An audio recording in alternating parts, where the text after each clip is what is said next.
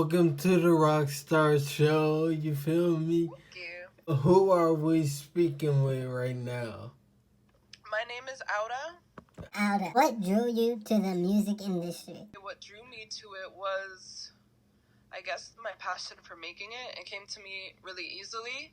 Like writing songs only takes me like a few minutes, and so it all just seems kind of destined to me. Right. Who are you inspired by? Pete Rock, who was a producer from the 90s. He was in the group Pete Rock and Seal Smooth. They had like a really cool sound.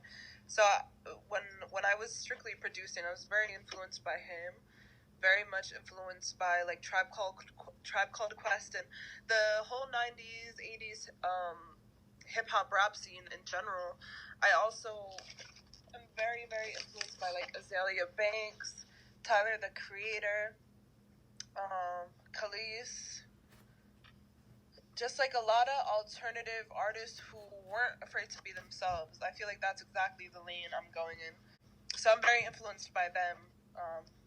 So it's not really a coincidence, I guess, that I'm trying to do the same things, trying to start the same movements that they have. Explain your creative process for the kids real quick. Songwriting comes to me, it's weird because I write a lot of songs in my head very easily in the shower, on the road. I write songs in literally, how I said earlier, minutes, like maybe 3 minutes it takes me to write a whole song most of the time. But those songs I never write. Those songs I write, I never apply them to beats. It's more so my process with the music you've heard so far and the music you will be hearing from me has been, I hear a beat and I kind of just scat over it. I'm just like coming up with melodies, or maybe I'll attach words here and there. Like if I hear a beat, I mostly put on my my phone's voice recorder, and then I'll just go over the beat, the whole beat, just whatever comes to mind, and then I'll listen to it back, and I'll pick the words from there, and I'll just write the whole song from those words. It's kind of like filling in the blanks, I guess. Then when it comes to video making, I usually have like a specific idea in mind already. For graphics too, I have a specific aesthetic or color scheme I'm going for in my mind before I start making those. So yeah. But with songs, usually always I listen to the beat and I come up with something instantly. It makes me feel something, words come to mind, and I just put them together. Is there ever a hidden message in your music? Yes, there always is. But I feel like the biggest hidden message in my music is that all of it, I have a bad memory myself, I think, for the most part. And all of my songs are kind of footnotes to myself. They're reminders. Like I write certain things into each song where I can remember something. Like most of the advice, some of my music is kind of inspirational or motivational, or I've tried to make it that way. And a lot of the songs that I write that are that way are for me to remember that advice. Like they're kind of like my songs are kind of like a diary for myself. I think that's the biggest secret. What do you hate about making music? The thing I hate about making music is promoting it and selling it after. It can feel really weird sometimes. Like just constantly promoting yourself. It's important to do. It's literally something you work so hard on, put so much energy to, and even so much money into.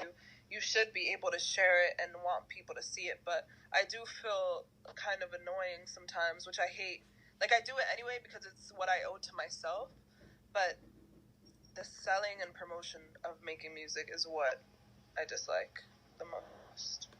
Do you ever get performance anxiety? I actually don't. I never do. I've always been like very outgoing and like loud. So I think that performing is very natural to me. So it was always very chill. I did my first ever show though, like ever. I was nervous that night because I honestly wasn't expecting anybody to come. I didn't know I had support the way I had that night. Like probably 20 people showed up, which is a lot. I felt the room was full, and they were all there to see me, and I was so nervous, and I just stood there, and I'm like, thanks for coming.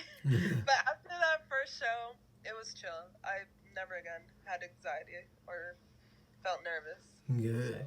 What advice do you have for the youngins? I think it gets you the furthest in life, and it would just be to be yourself and not be afraid of not be afraid of breaking the standards people set for you. Like just doing what you love, being who you are, wearing what you want, saying what you, as long as you're not harming anyone with your words, saying what you want, what you feel is on your heart, just existing as you feel you should during this lifetime. Yes. What do you feel is your best song and why? My best song? Wow, that's a good question. I like that question. I think at this moment, probably Let Me See, or Let Me See It's Stylized. But I think, I just released a new single.